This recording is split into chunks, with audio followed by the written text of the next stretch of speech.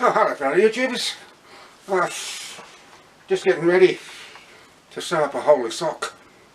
That's in front of me just because it's got a hole in them. I've got a little sewing kit. Keep me on the shed and I take it camping with me too. I just cut my hair earlier this evening.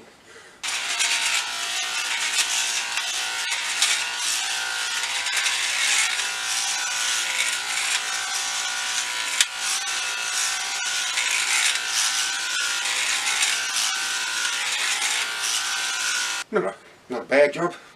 Use my little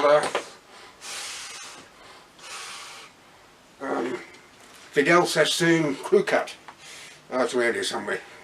So anyhow, I'm just going to sew up this sock from the inside.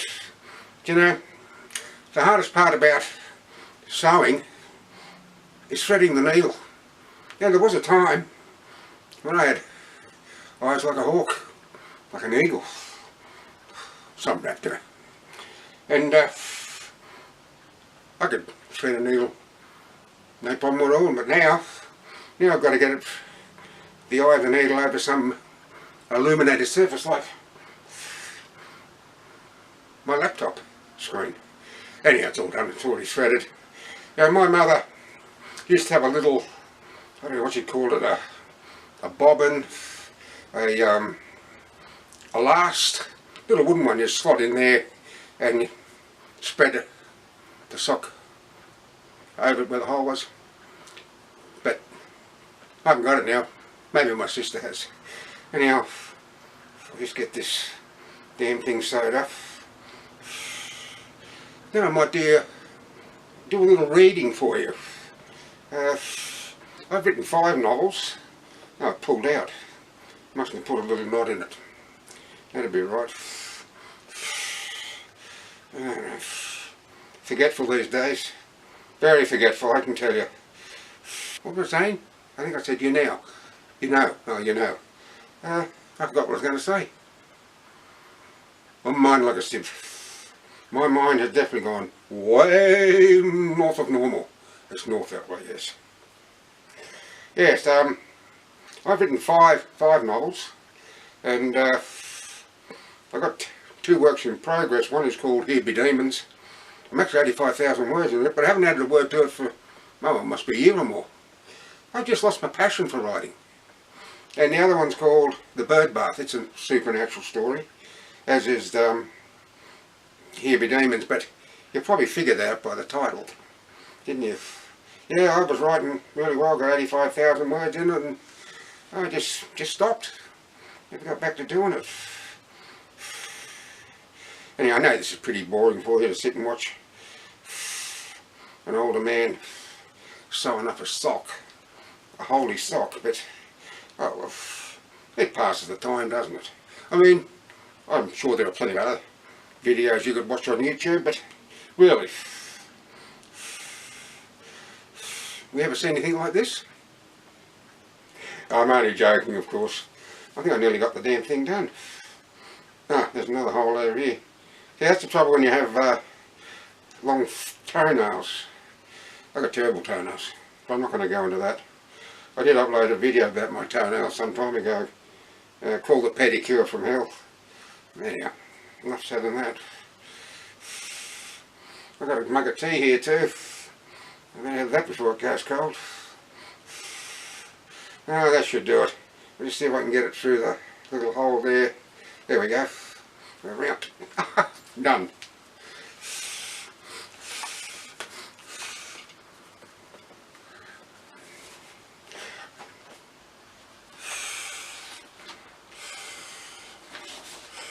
I'll just read the first 2 pages.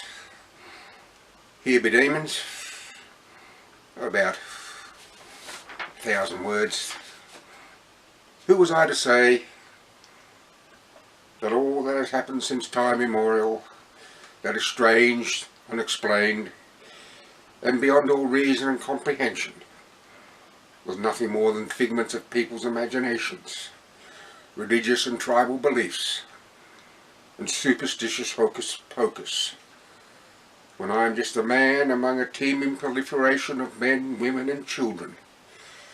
A human being, a virtual nobody, who has always accepted what I know to be true as undeniable fact, and all that I am uncertain about is what I believe. Nor am I a worldly man, for I have never once left the shores of my country of origin to experience the various cultures of this world firsthand, some of which are older than the pyramids themselves. So what did I know? I really knew nothing. Witchcraft, voodoo, the pointing of the bone, incantations, the supernatural, demons, ghosts, miracles, belief in God, Satan, just to name a few. I dismissed them all for having no basis in fact. But what did I know? When I was a child, I believed the boogeyman existed and lived in a place I would never dare to look when it was dark, under my bed. During the light of day, I knew beyond a shadow of a doubt that nothing existed under my bed but linoleum, a spattering of dust, and the occasional recalcitrant sock. But when the sun disappeared beyond the horizon, that knowledge did nothing to comfort me. My sister Candace was always telling me that there was nothing under my bed during the night that wasn't there during the day, and that I should wake up to myself and stop being such a big sissy. Yeah, right. That was easy for her to say. Her bed rested on the floor and nothing, not even dust, could make its way under her bed.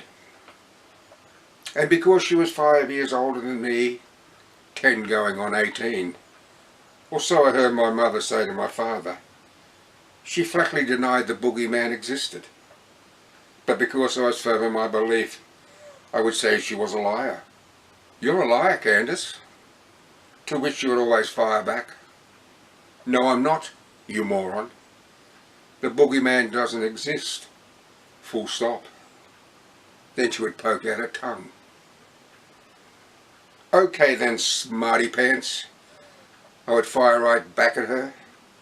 If the boogeyman doesn't exist, how come your bed rests on the floor?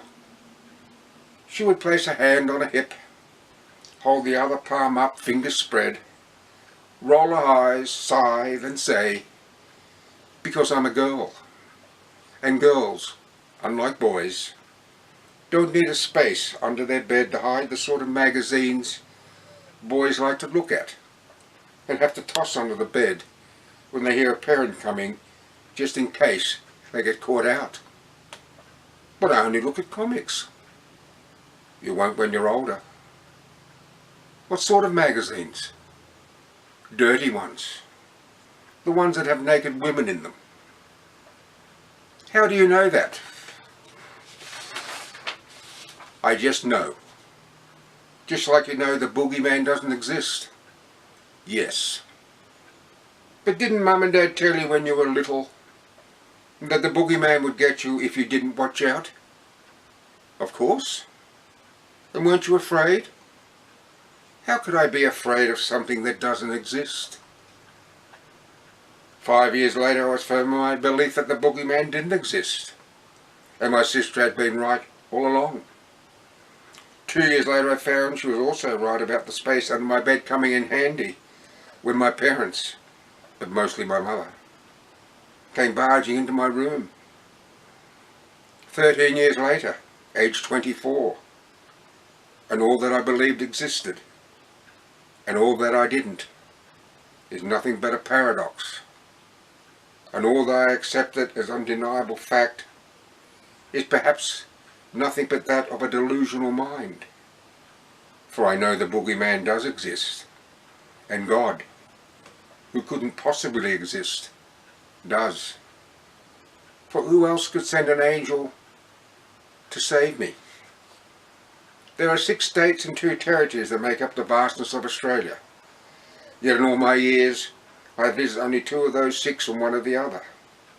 for the state of New South Wales is where I reside, and always will, for it is home to me and I have no need to know any other. In fact, I know some tiny parts of my state intimately, although I guess there's nothing unusual about that. We all tend to have those special places we frequent so often, that do and can at times become a home away from home. For me, however, it wasn't just one particular spot to begin with, but often a new site every day, like it is with a small minority of baby boomer generation known affectionately as the grey nomads. Yet unlike those retirees who look forward to the company of those of their ilk, I chose to shun contact with others. My life is simple, basic and uncomplicated because of that decision, and I like it that way. There was a time when I had a family, mother, father, sister, but they're gone now. I try not to dwell on the past, a time when. But sometimes, in a dream or amid the flames of a campfire or the open fire of my lounge room, I see them as they once were, so full of life and smiling, and I become melancholy, while other times, in a nightmare, their faces haunt me, blistered, charred, cold and lifeless, and I wake in fright. I want to thank you for watching, and until next time, bye for now.